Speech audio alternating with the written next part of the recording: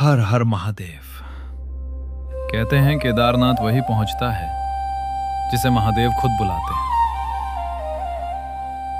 और इस बार शायद बुलावा हमें भी आ चुका था। हमने अपना सफर दिल्ली से शुरू किया। रात भर का सफर था, एक्साइटमेंट अलग ही लेवल पे थी। और कुछ घंटों बाद हम पहुंच गए योग नगरी ऋषिकेश। ऋषिकेश पहुंचते ही हमने एक कार बुक की और फिर शुरू हुआ असली पहाड़ों वाला सफर। घुमावदार रास्ते, ठंडी हवा और हर तरफ सिर्फ खूबसूरत पहाड़।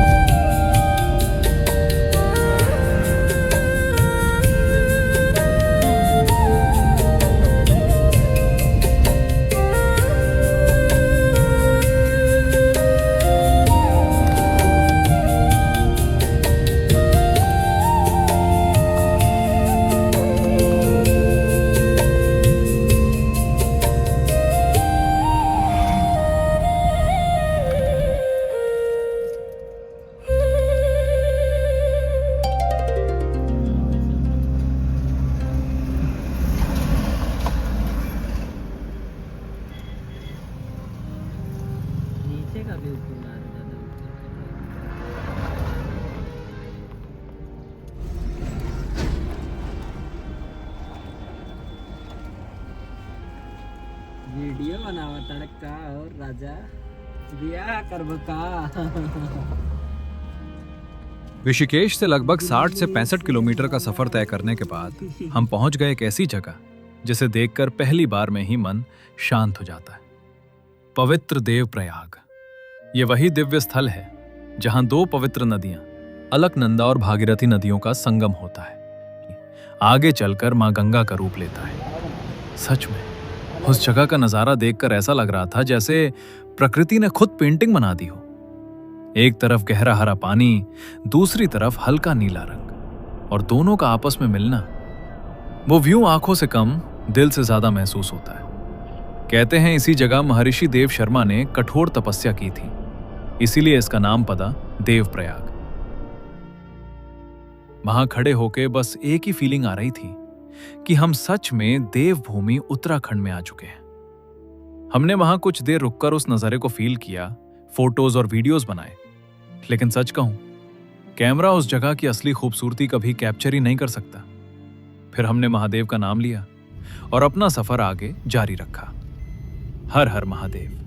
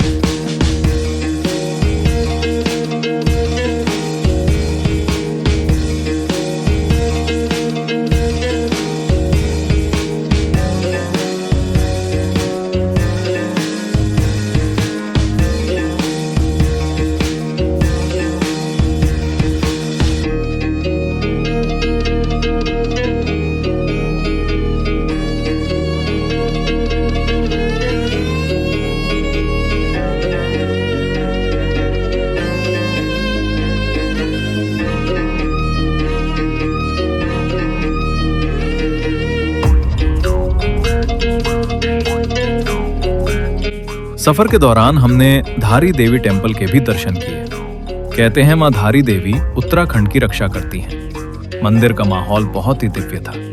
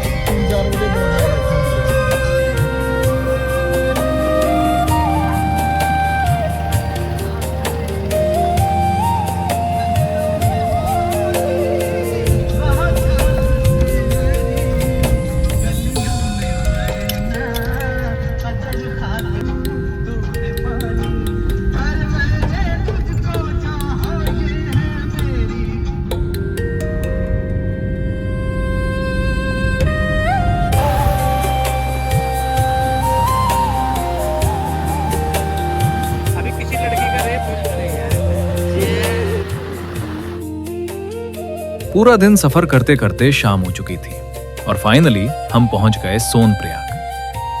सोनप्रयाग पहुंचकर हमने एक रूम बुक किया।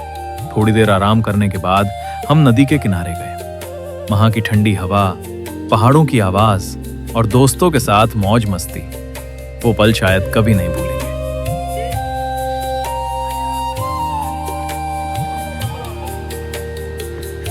चलो चलो आगे चलो।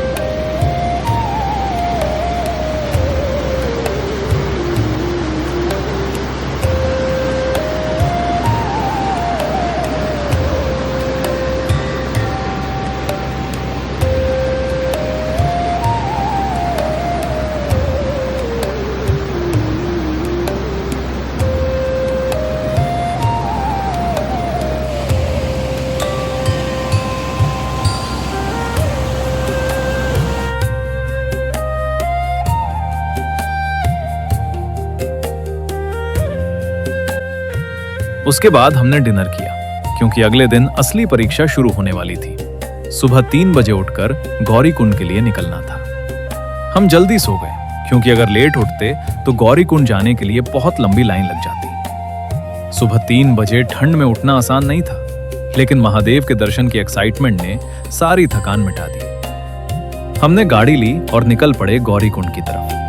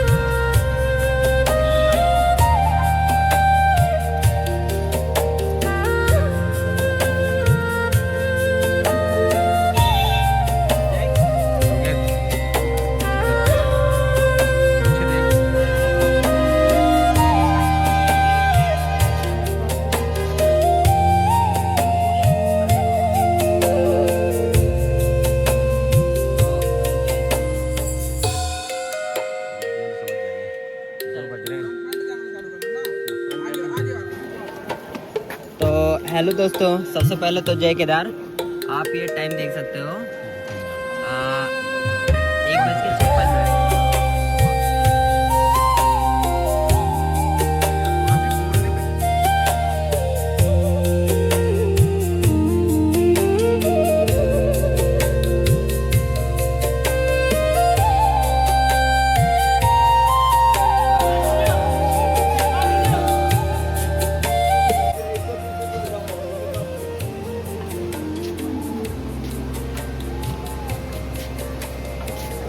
रात का टाइम है तो दिख नहीं रहा होगा। हम लोग सोनप्रयाग से यहाँ से गौरी कुंड जाएंगे।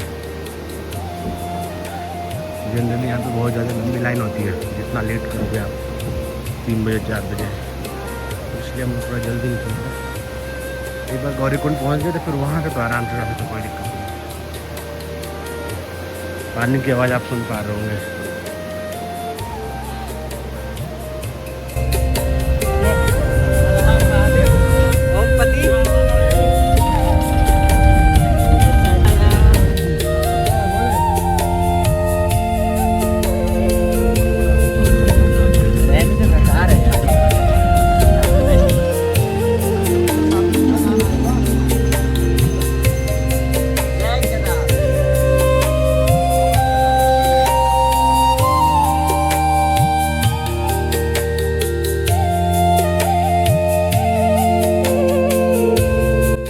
गौरीकुंड पहुंचकर सबसे पहले हमने नाश्ता किया, क्योंकि अब शुरू होने वाली थी केदारनाथ की कठिन चढ़ाई। हर हर महादेव के जयकारों के साथ हमने चढ़ाई शुरू कर दी।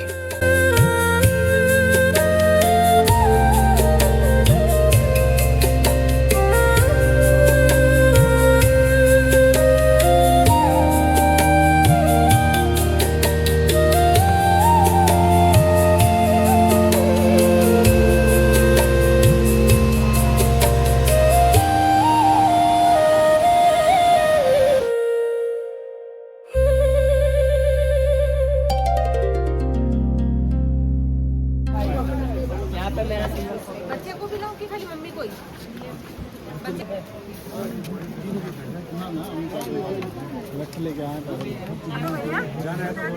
नहीं भाई नहीं, थैंक यू।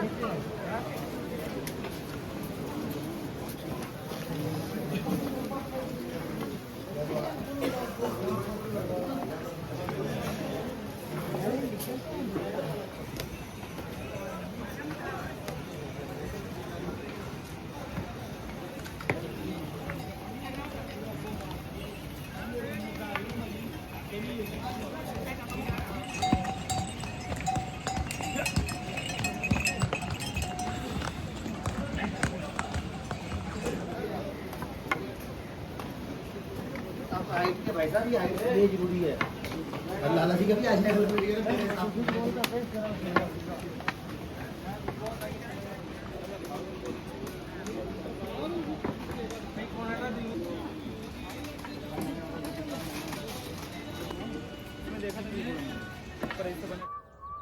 हर तरफ भक्तों की भीड़, घोड़े, पालकी और पहाड़ों के बीच महादेव का नाम।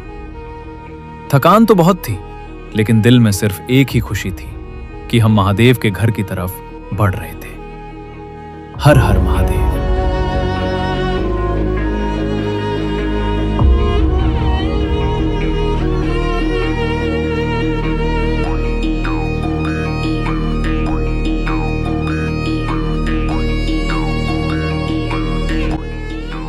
शुरू में तो सब कुछ इजी लग रहा था, लेकिन धीरे धीरे असली केदारनाथ ट्रैक अपना रंग दिखाने लगा।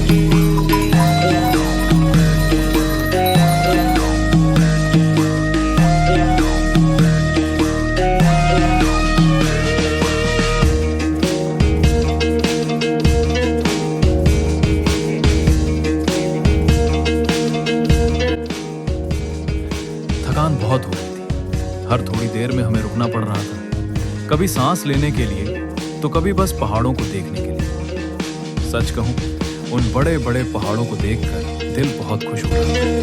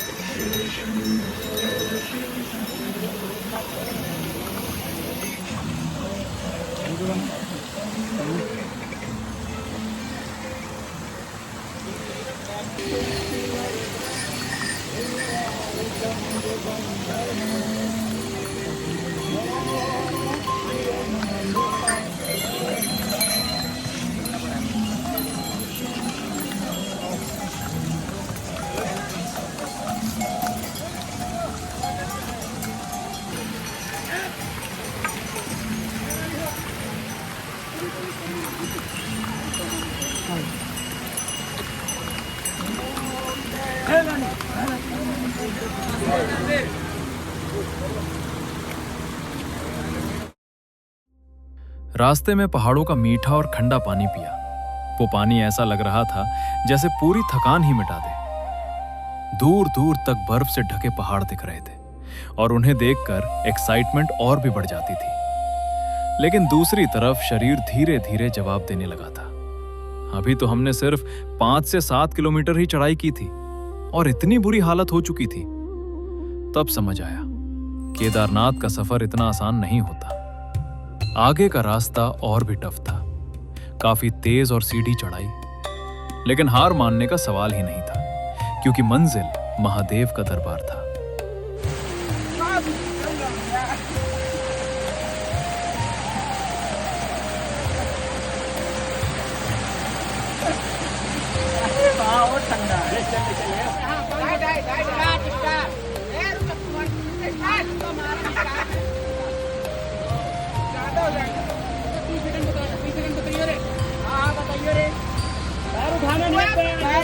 थोड़ा इधर उधर तो कर सकता हूँ ना। नहीं अरे इधर हो गया 30 सेकंड रे।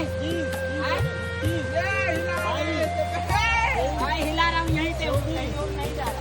26 27 28 उठाया नहीं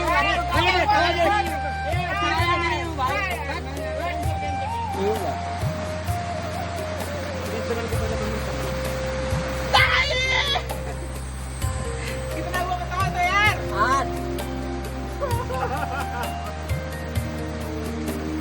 30 सेकंड नहीं हो पाएगा भाई। 15 सेकंड ठीक है। 18 बहुत ठंडा है, 30 तो कर लूंगा, 30 तो कर लूंगा। पकड़ लो यार, आजा पैर धो लो। 25 27 27 और 30 हो गए। 30 हो गया पक्का। हां भैया 30 हो गए यार। और कुछ करता नहीं ये वाला हाथ हटाओ भैया, मत वाला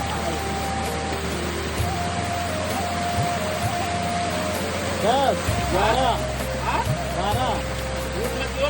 12 15 एक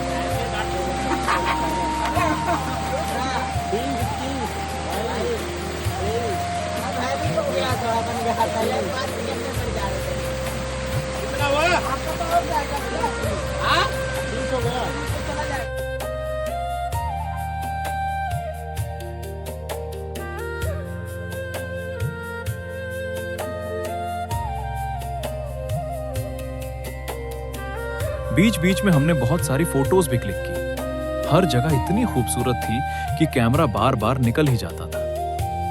थोड़ी देर रुककर चाय पीते, कभी इलेक्ट्रोलाइट पीते और फिर दोबारा चल पड़ते। पोल नंबर 229 के पास एक आंटी बहुत बढ़िया चाय बनाती हैं। वहां रुककर हमने चाय पी और सच में उस वक्त वो चाय किसी एनर्जी ड्रिंक से कम नहीं लग रही थी।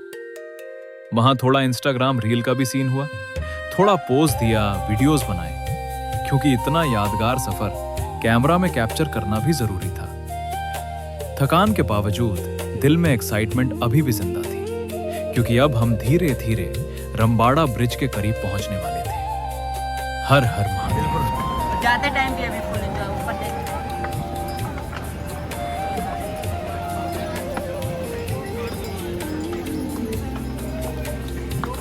भाई अब यहाँ आओ, एंजॉय ना करो तो बेकार है। कौन? हर महादेव, हर हर महादेव।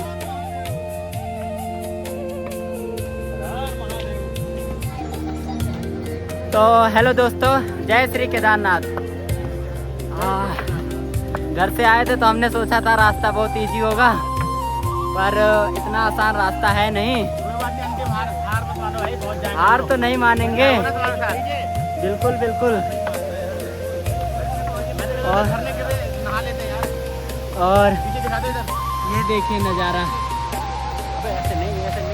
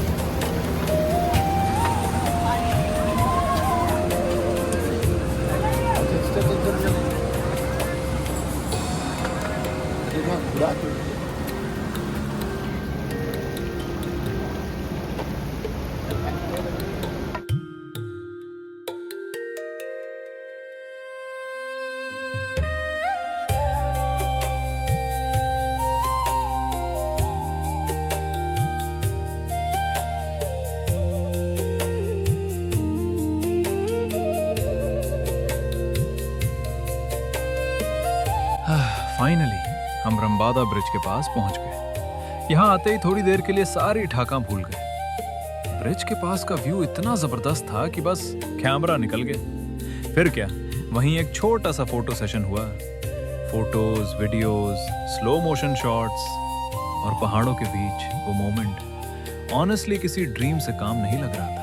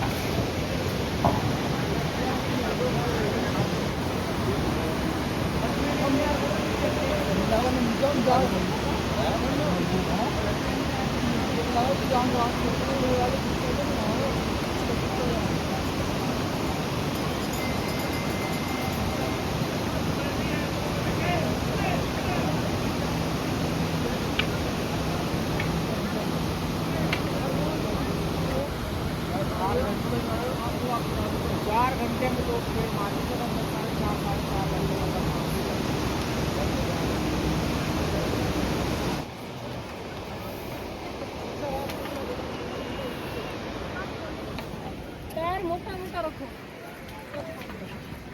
हाँ लंबा लंबा जो मुंह में ना जो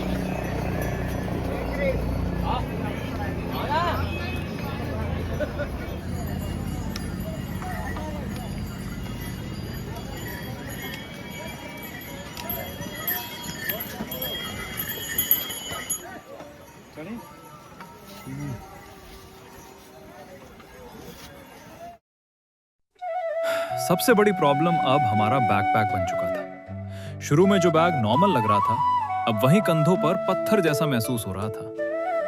एक एडवाइस जरूर दूंगा, अगर आप केदारनाथ टेम्पल यात्रा पर आ रहे हो तो सामान जितना मिनिमल हो सके उतना ही रखो। सच में यहाँ एक्स्ट्रा सामान लग्जरी नहीं, पनिशमेंट बन जाता है। हम धीरे धीरे आगे बढ़ रहे थे, लेकिन अब रास्ते और ज्यादा कंजस्टेड होने लगे थे। हर तरफ घोड़े, खच्चर, पालकी वाले, डोली वाले। कभी उन्हें साइड देनी पड़ती, कभी खुद पहाड़ के किनारे चिपक कर रुकना पड़ता। एक टाइम के बाद चलना भी डिफिकल्ट होने लगता है।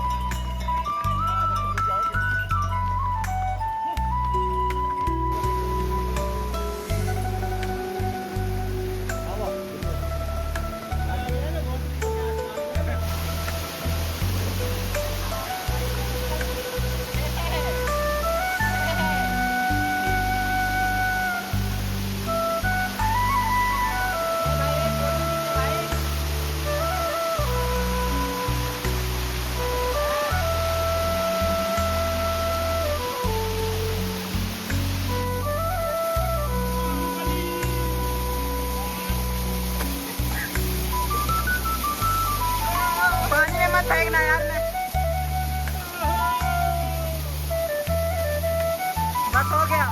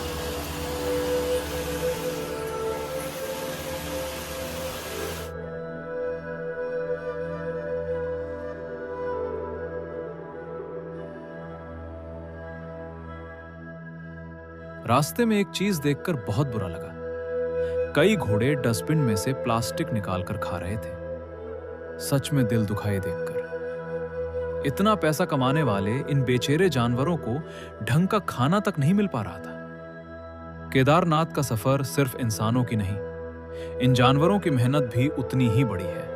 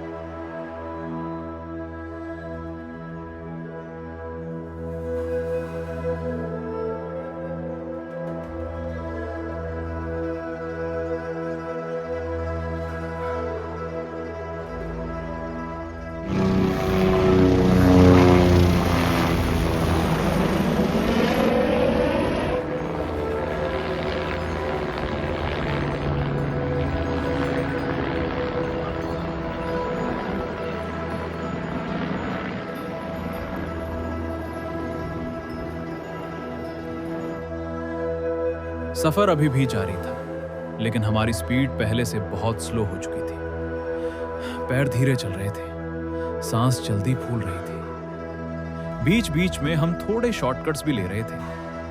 शॉर्टकट लेने में उस वक्त ऐसा फील होता था जैसे कोई सीक्रेट लेवल अनलॉक कर लिया हो। और ऐसे करते करते हम लगभग 14 किलोमीटर का सफर पूरा कर चुके थे। बॉडी ऑलमोस्ट टूट चुकी थी। पर सच कहूं, जितना ऊपर जा रहे थे उतनी ही चढ़ाई और डेंजरस और टफ होती जा रही थी। ऐसा लग रहा था जैसे महादेव हर कदम पर हमारी परीक्षा ले रहे हो।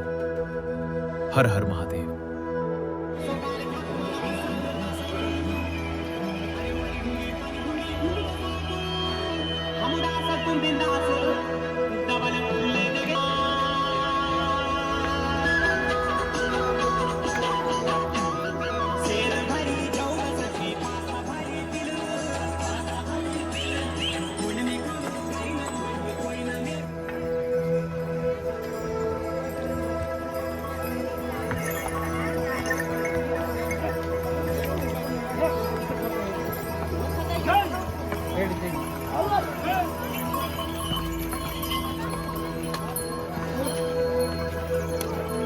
लाइन में लगना मतलब 2000 रुपये बचाना।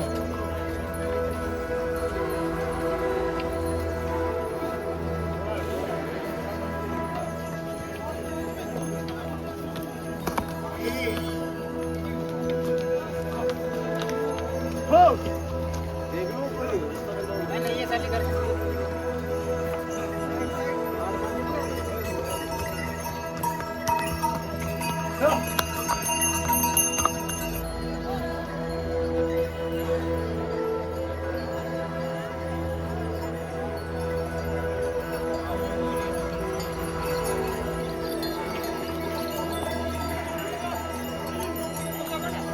वहीं से देखते आ रहे हैं।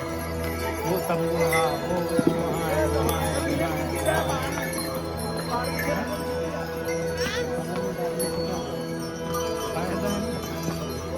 ब्रेक थोड़ा होता है।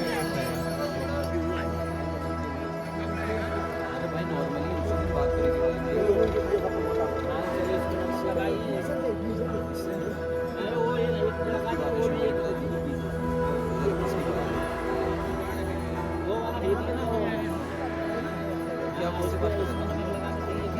ऐसी नॉर्मली कॉल लग गया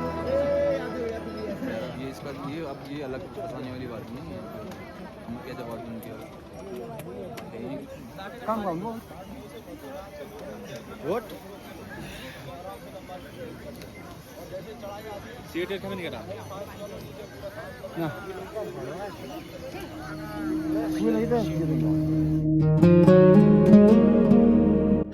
अब तो बस हम चले जा रहे थे। थकान अभी भी बहुत हो रही थी। पैर ऑलमोस्ट जवाब दे चुके थे। लेकिन एक चीज थी जो हमें बार बार एनर्जी दे रही थी, वहां के वो नजारे। सच बताऊं, मन के अंदर बस एक ही बात चल रही थी। लोग ऐसे व्यूज देखने के लिए यूट्यूब और इंस्टाग्राम स्क्रॉल करते रहते हैं और हम ये सब अपनी आंखों से लाइव देख रहे थे। बर्फ से ढके पहाड़, बादलों के बीच से निकलती रोशनी, नीचे बहती मंदाकिनी। ऐसा लग रहा था जैसे नेचर ने खुद कोई मास्टरपीस बना दिया। उस मोमेंट में थकान भी सुकून लगने लगती है। अब हम जल्दी पहुंचने की टेंशन में नहीं थे, बस धीरे धीरे चल रहे थे और हर नजारे का पूरा आनंद ले रहे थे। बीच बीच में हमें स्नोफॉल वाली जगह भी दिख रही थी, जहां लोग बर्फ के साथ मस्ती कर रहे थे। हम धीरे धीरे बेस कैंप के करीब पहुंचने लगे। शाम हो चुकी थी, लगभग 7 बजने वाले थे। ठंड अब और ज्यादा बढ़ने लगी थी।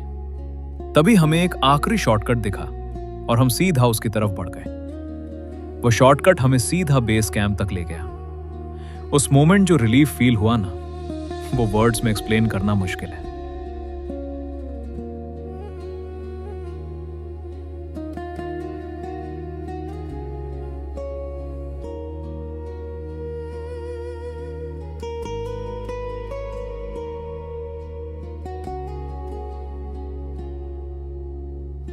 सुबह नहीं, अभी तो रात ही चल रही थी, लेकिन हम लोग लगभग 1 बजे उठ चुके थे। बाहर इतनी ठंड थी कि टेंट से बाहर निकलने का भी मन नहीं कर रहा था। टेम्परेचर माइनस में चल रहा था, हाथ सुन हो रहे थे और मुंह से निकलती सांस धुआं बन रही थी। लेकिन इतनी ठंड भी महादेव के दर्शन के एक्साइटमेंट को रोक नहीं पा रही थी। जैसे तैसे हम लोग रेडी हुए, जैकेट्स, ग्लव्स, मंकी कैप, जो भी था सब पहन लिया और फिर हम निकल पड़े मंदिर की तरफ। उस मोमेंट का एटमॉस्फेयर सच में अलग ही लेवल का था। ठंड हड्डियां जामा रही थी, लेकिन भक्ति अंदर से गर्म रखी हुई थी।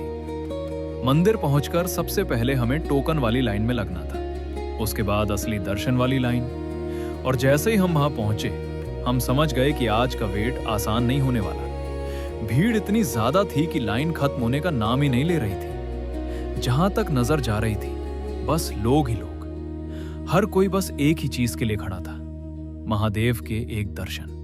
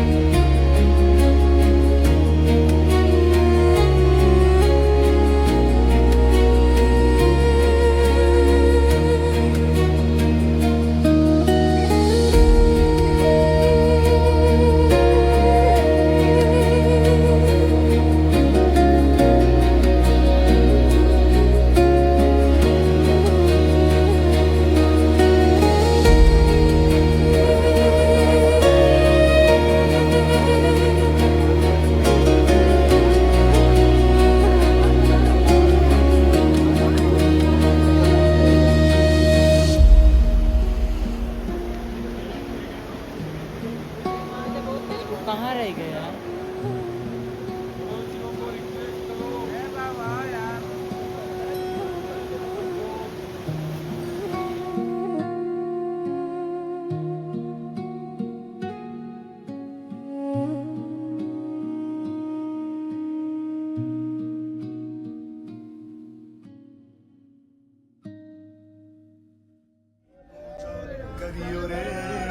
और फाइनली वो पल आ ही गया।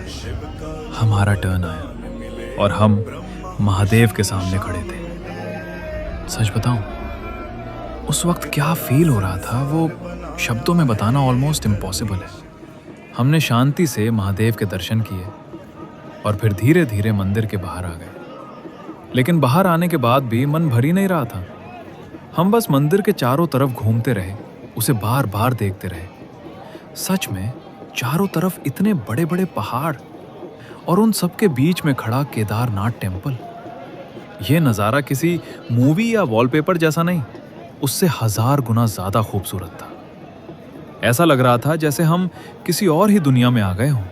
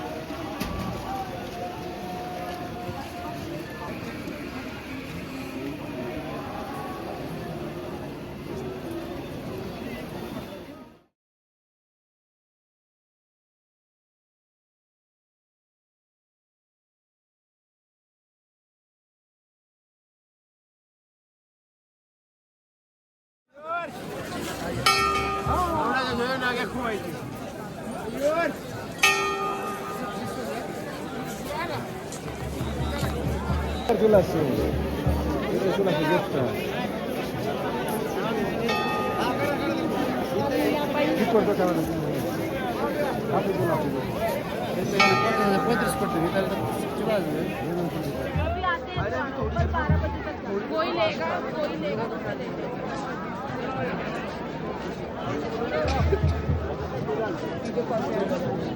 यही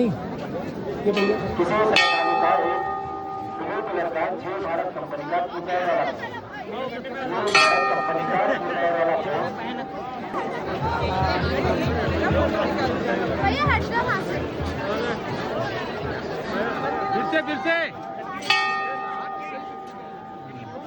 फिर से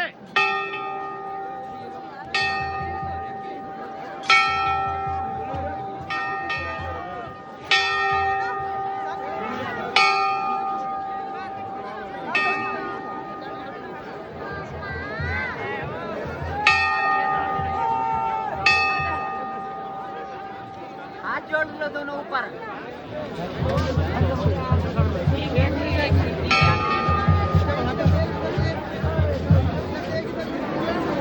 पाड़े तो हर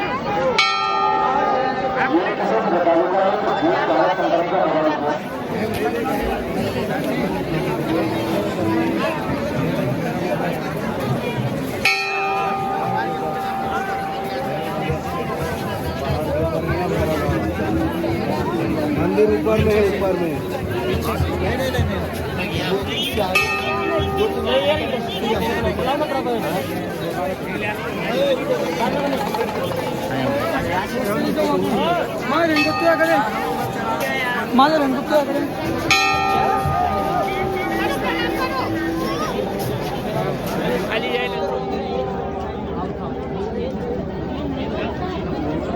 ये आप लोगों से बार बार अनुरोध किया जा रहा है, आप एग्जिट गेट के अलावा से भीड़ न लगाएं। आप लोग एग्जिट गेट के अलावा से भीड़ न लगाएं, क्योंकि आपको दर्शन नहीं